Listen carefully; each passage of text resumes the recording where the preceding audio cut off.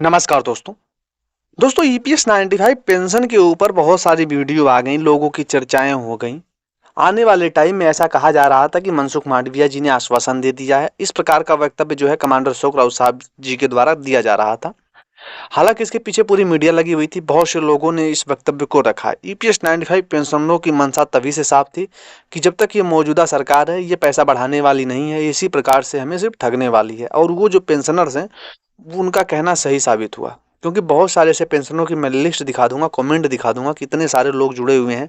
सभी लोगों का 90% लोगों का यही कहना था कि पैसा नहीं बढ़ने वाला है, झूठ है। लेकिन कमांडर अशोक राउत साहब की टीम के द्वारा यही कहा जा रहा था कि इस बार बजट में काम होने वाला है। बजट में नहीं हुआ तो उसके बाद जो है सीबीटी मीटिंग में जीत हमारी पक्की होगी, इस प्रकार से दावा किया गया।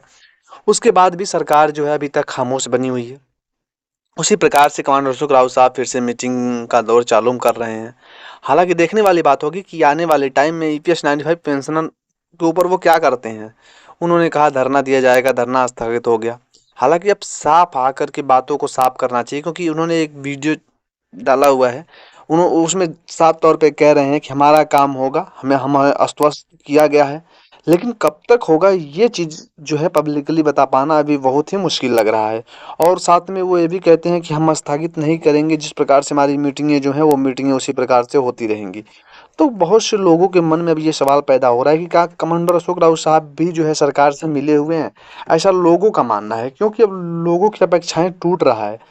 बहुत से लोग जो हैं कमांडर अशोक राउत साहब के ऊपर, उनकी टीम के ऊपर, एनएससी टीम के ऊपर पूरा बहुत सारे विश्वास जता के बैठे हुए थे। हालांकि आने वाले टाइम में जब इसके ऊपर कोई चर्चाएं नहीं हुई, सिर्फ ज्ञापन दिया जाता है, प्रतियां ली जाती हैं, लेन देन होता है, उसके बाद कोई मसला मीडिया में नहीं आता है। इस प्रकार की खबर देखकर सभी लोग आहत हैं।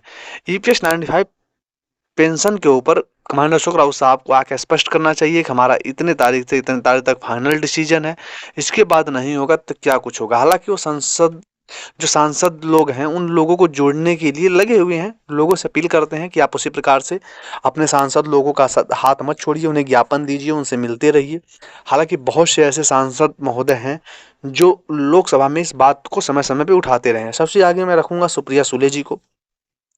सुप्रिया सुले जी ने हर मंच से जो है ईपीएस 95 पेंशनरों का साथ दिया है। दूसरे नंबर पे हैं अपने इम्तियाज अहमद साहब।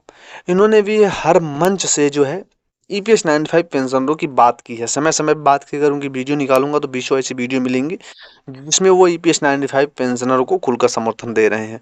तीसरा नाम मैं अगर डालूं तो कहना बुरा होगा, तीसरा खैर ये भी पहले ही हैं, लेकिन फिर भी मैं इनको तीसरा रखता हूँ, इनके प्रेमचंद्रन जी।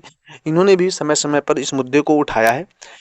हालांकि इसमें आश्वस्त हैं एक बीजेपी की लीडर हेमा मालिनी जी ने भी इस बात को उठाया था। यहाँ तक कि कमांडर अशोक राउत साहब की जो मुलाकात है वो भी मोदी जी से करवाई थी, लेकिन फिर भी ये जो है मीटिंग जो है निराशाजनक ही रही। इसमें कुछ बड़ा कामयाबी हाथ नहीं लग सका। हालांकि चौथा नाम अगर मैं बात करूं तो ऐसे बहुत सारे लीडरों की भरमार पड़ी हुई है। नवनीत राणा जी ने भी इस बात को उठाया था, सरकार से सवाल किया था।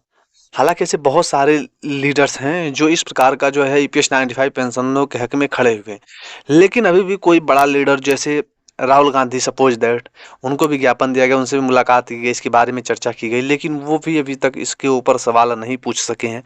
हालांकि उनकी सरकार थी, वो चाहें तो सवाल कर सकते हैं, क्योंकि इसके पहले प्रकाश जावड़ेकर साहब ने क्या कुछ बोला है वो रिकॉर्डेड है, वो सुना जा सकता है, अभी भी यूट्यूब पे मौजूद है। क्योंकि कोई भी बात आज के समय में डिजिटल मीडिया का ज़माना है, कोई भी बात छुप नहीं सकती। एक एक खबरों को हम 4-4 बार दिखाते हैं, एक एक वीडियो को 5-5 बार दिखाते हैं, तोड़ मरोड़ के हम दिखाने का काम करते हैं। हमारे साथ से बहुत सारे यूट्यूबर हैं जो इस प्रकार से लगे हुए हैं।